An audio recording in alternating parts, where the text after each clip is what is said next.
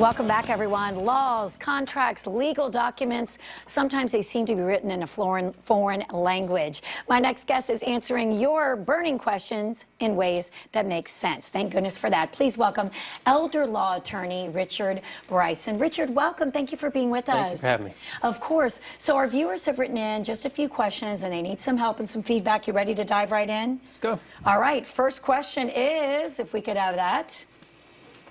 Hello, first question. I'm waiting. There it is. All right, dear Richard, my elderly mother has been showing signs of memory loss. She has some assets like the house, a small IRA, and $100,000 in the bank. What should I do in the case of incapacity? All right, so very common situation. We kind of focus on two aspects of it. One is if she's not incapacitated yet, trying to get powers of attorney in place, get a will updated, make sure those documents are done, and then consider some asset protection planning. If there may be a nursing home is going to be a possibility. There's some, or there's a veteran, she or a spouse had veteran benefits available, being able to do some pre-planning for that, to be able to protect assets for her benefit and still be able to get government benefits to use it. Right. If she's already incapacitated, the options are less limited, or less available. You're not going to be able to get documents in place. And then if they're not in place currently, then you're going to have to go to the courts and work through a guardianship or conservatorship and have court oversight. And it gets a lot less flexible for the family. And how long does something like that take? The guardianship, conservatorship, the length of time is relatively quick. It's 90 days. The downside is you've got a court going through a legal process deeming a person to be incapacitated. So there's a court-appointed attorney, there's a court-appointed physician to evaluate them, there's a court hearing. It can be very traumatic on a mom or dad when you're trying to do right by them, but they don't completely understand what's going on. Sure. I think the key there is plan ahead. Absolutely. Right? Okay, great answer. Thank you so much. Our next question is, all right, my father passed away a few years ago. He was a veteran. I'm wondering if there are any government benefits available to help my mom. Yes, very common, and we have a lot of veterans that are still living, but because of the World War II, the timing, a lot of the men are passing away now. And a lot of families think, oh, well, there's no more. Dad's gone, so there's no more benefits. But there actually is what's called an aid and attendance pension that's available to a surviving spouse, man or woman, but most of the time it's going to be the mom. And that is asset dependent. So it's about $80,000 of assets. If they have less than that, then they can get their long-term care expense covered in part or reimbursed by the VA.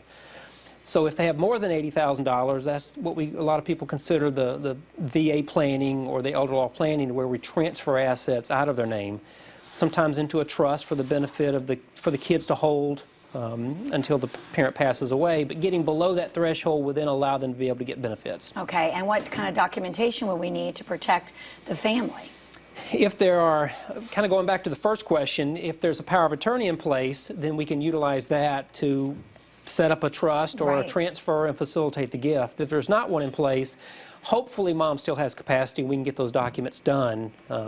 If there's no documents in place and no capacity, we're back into the courts, and we're not going to have the flexibility to do what we need to do. All right, and we're talking about power of attorney. Let's just go back a minute. A lot of people might not even understand what this is. I know if I'm going out of the country, my mom said, make sure you have your power of attorney ready. Explain to people what this is and why they need it.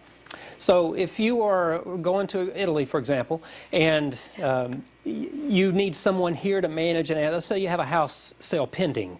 Just as an easy example, you're not going to be here, but you want the closing to happen. You can authorize someone to handle that closing for you. Okay. So that'd be a very limited power of attorney to handle that financial transaction. Got it. Most individuals, as they age, will put in place a general power of attorney to where it is going to allow a child, usually, or a spouse, first, if there's one available, to manage any type of financial situation that would come up. Paying bills, selling property, liquidating, dealing with insurance companies. The other side of that is a health care. Right. So if you became incapacitated, you were not able to make your medical decisions, designating an advocate to be able to make those decisions for you is the health care advance directive. Right. So we usually implement both documents, the financial power of attorney for the financial transactions and an advance directive for the health care. Thank you so much, Richard. Anything else you want to add just about how people can get a hold of you and get the help that they need? Because, you know, navigating through the legal system, as we were talking about in the beginning, it can be so confusing. So how can people find you? For me, we're up in Suwanee. And they can find us on this BrysonLawFirmPC.com. Fabulous. But I would recommend that they just find an attorney that focuses on the elder law. If they don't want to travel, maybe near them.